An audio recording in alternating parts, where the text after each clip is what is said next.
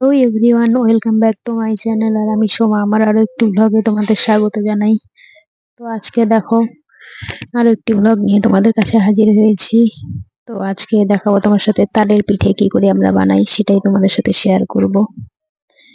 তো বাজার থেকে দুটো তাল আনা হয়েছিল, সেটা ভালো করে ছুলে জলের মধ্যে ভিজিয়ে রাখা হয়েছে। তো তারপর জল থেকে তুলে এক একটা করে ভালো করে ঘষে ঘষে রস বের করছি। তো অনেকজন অনেকভাবে এই প্রসেসটা করে থাকে।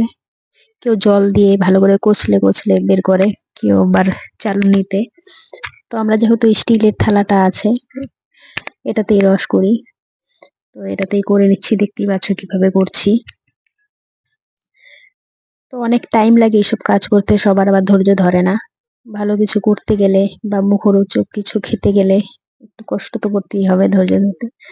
তো এবছরে প্রথম এবার আমাদের তালের পিঠে প্রত্যেকবারই করা হয়, কিন্তু এবার একটু তাড়াতাড়ি হয়ে যাচ্ছে, ভাদ্র মাস না পড়তেই। তো যাই হোক, বাজারে তো অনেকদিন থেকেই উঠছে। তো এবার ভালো করে রসগুলো বের করে নেওয়ার পর তারপর সেটাকে একটা ভালো পরিষ্কার ন্যাকড়ার মধ্যে প্রতি সবটা রস ঢেলে সেটাকে উপরে আর কি বেঁধে ঝুলিয়ে রাখা হয়। তার কারণ একটাই, সেটা হচ্ছে তালের যে তেতো ভাবটা, সেই তেতো জলটা যেন বেরিয়ে যায়, সেই কারণেই কিছুক্ষণ বেঁধে রাখা ছিল। তারপর রসটা জলটা পড়ে যাওয়ার পর সেই রসটাকে টিপে টিপে কোনো রকম আঁশ যেন না পড়ে সেইভাবে নেওয়া হয়েছে ছেঁকে আর কি।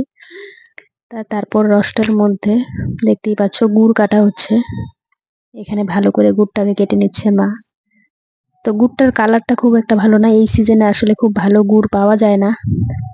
সাধারণত দুর্গাপূজার সময়ই ভালো গুড় বাজারে আসে, তখন ওই লক্ষ্মী পুজো, দুর্গাপুজো এইসব কারণেই মোয়া টোয়া বানানো হয়। তো যাই হোক, এই গ্রীষ্মকালে গ্রীষ্ম ঠিক না, বর্ষাকালে খুব ভালো গুড় বাজারে, অনেক কটা দোকান ঘুরে দেখা হয়েছে, কিন্তু গুড় কিছুতেই ভালো মিলছিল না। তো যাই হোক, খুব বেশি একটা চিনি ব্যবহার করতে করছিলাম না, চিনিটা খুব একটা ভালো লাগে না, গুড়টা দিলে একটা আলাদা টেস্ট হয়।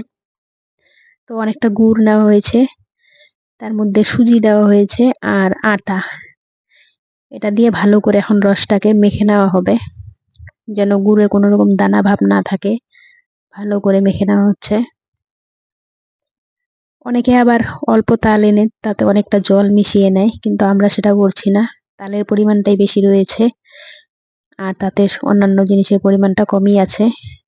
এই সুজিটা আবার এক একজন এক একভাবে দেয়, কেউ আবার ভিজিয়ে রেখে দেয়, কেউ আবার শুকনো দেয়। তো আমরা শুকনোটাই দিচ্ছি। ভিজিয়ে রেখে দিলে সেটা ফুলে যায়, অনেকটাই নরম হয়ে যায়, কিন্তু শুকনোটা দিলে সেটা দানা দানা হয়, দেখতেও ভালো লাগে, খেতেও ভালো লাগে। পিঠেটা একটু শক্ত শক্ত টাইপের হয়। অনেকে আবার চালের গুঁড়ো ব্যবহার করে, তাতে পিঠেটা অনেকটা বেশি শক্ত হয়, বাসি হলে পরে খাওয়াই যায় না। তো আমরা আবার চালের গুঁড়ো ব্যবহার করিনি, আটা দিয়েই করছি। কেউ আবার ময়দা ব্যবহার করে, তো যার যেমন রুচি সেই হিসেবে তারা ব্যবহার করবে।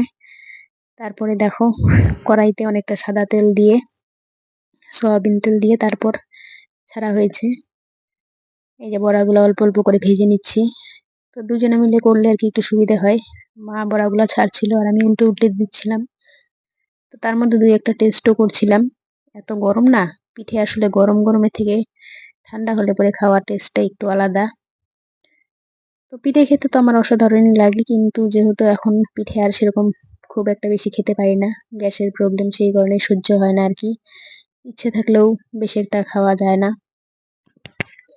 তো আগের মতো আগের লোকেরা তো অনেকটাই বেশি পিঠে এইসব পছন্দ করতো। এখনকার দিনে এখনকার যে জেনারেশন, তাতে পিঠে টিঠে খুব একটা বেশি হয় না, প্রত্যেকের বাড়িতেই পিঠের করার এটা খুবই কমে গেছে। তো দেখো, এইভাবে অল্প অল্প করে এগুলো ভাজতেও আসলে অনেকটা সময় লাগে, করা হচ্ছে। আগে তো আমরা এই এক ভাদ্র মাসে 4-5 বার করে পিঠে বানানো হতো, যখন আমার বাবা ছিল। তো যাই হোক, এখন আর বাবা নেই। আসলে বাড়িতে বয়স্ক লোকজন থাকলে তাদের আগ্রহে এইসবের আয়োজনটা একটু বেশি হয়। তো যাই হোক, এই ছিল আমার ব্লগটা। কেমন লাগলো প্লিজ কমেন্ট করে জানাবেন, ভালো লাগলে অবশ্যই লাইক করে দেবেন।